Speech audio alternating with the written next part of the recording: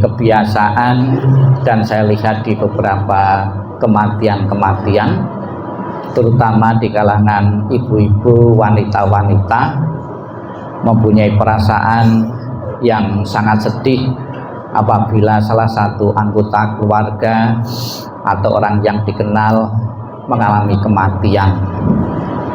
Semakin dekat tingkat emosional dengan yang meninggal, semakin tinggi, semakin besar, semakin membuat penderitaan bagi dirinya.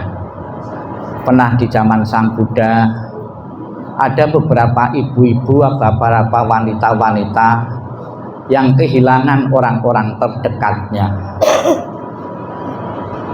Bisa saya ambilkan contoh-contoh seorang ibu ini merasa sedih sekali, bahkan ditulis hampir seperti gila ketika kehilangan orang-orang yang dicintainya.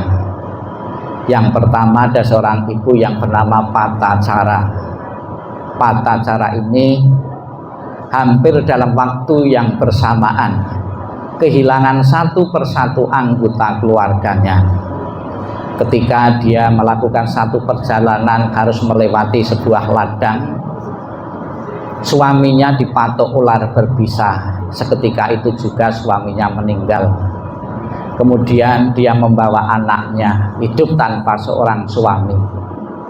Kedua anaknya ketika mau menyeberang sungai, yang satu hanyut di sungai, yang satu karena masih kecil ditaruh di pinggir sungai, dimakan oleh burung elang, dibawa oleh burung elang.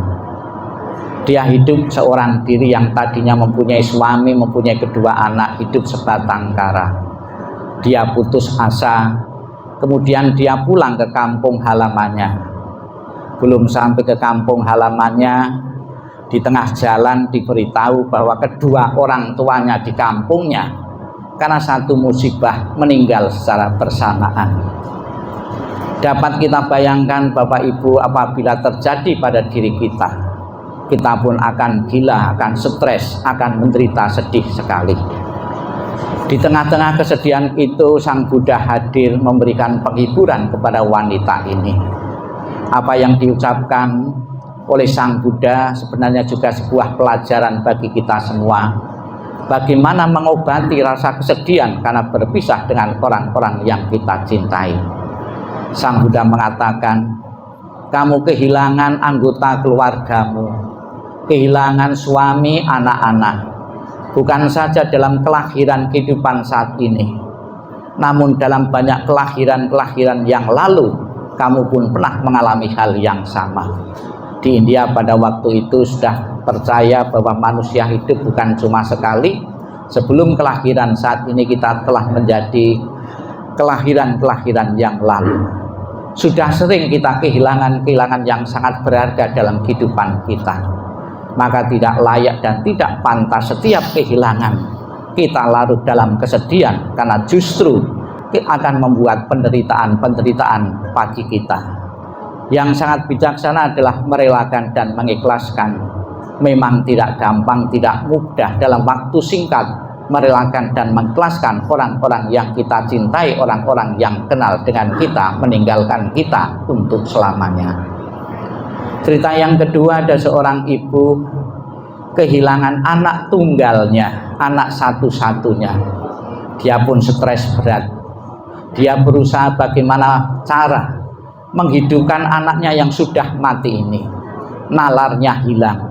Dia kesana kemari membopong anaknya yang sudah mati ini untuk mencari orang atau obat sekiranya bisa menghidupkan anak satu-satunya.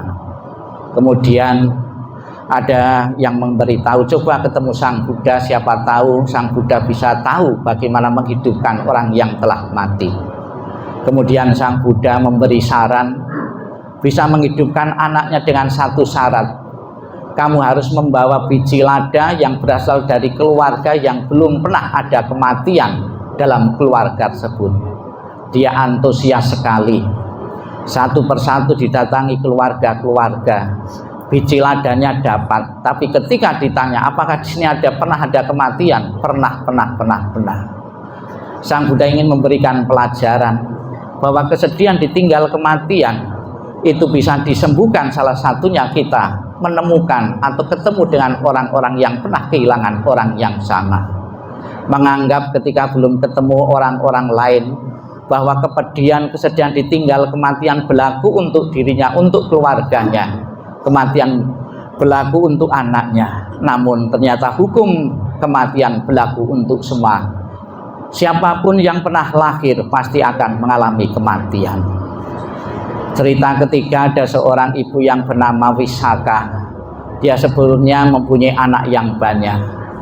Ketika salah satu cucunya, kemungkinan cucu yang paling dicintai, meninggal, dia pun larut dalam kesedihan beberapa hari. Kemudian Sang Buddha memberi nasihat, cucunya banyak sekali. Apakah sekiranya kalau cucumu setiap hari ada yang mati, kamu akan menderita terus? Ya tidak, untuk apa saya menderita? Toh saya juga tidak akan bisa menghidupkan kembali dengan tangisan saya. Jadi Bapak Ibu sekalian, pada kesempatan ini di samping doa untuk membantu perjalanan arwah beliau, namun juga menyadarkan keluarga yang ditinggalkan agar bisa segera mungkin bisa menerima, melepaskan kepergian orang yang sangat dicintai di tengah-tengah keluarga. Yakinlah semasa kehidupan beliau di tengah-tengah keluarga telah mendedikasikan waktu dan kesempatannya untuk mendidik anak-anak sehingga menjadi manusia seperti saat ini. Di tengah-tengah masyarakat maupun dimanapun telah mendedikasikan waktu dan kesempatannya juga untuk kemajuan kemanusiaan masyarakat. Itulah bekal-bekal kematian yang pernah dikumpulkan oleh beliau. Semoga benar-benar mengantarkan arwah beliau menuju alam bahagia sesuai dengan harapan kita bersama. Sadu, sadu, sadu.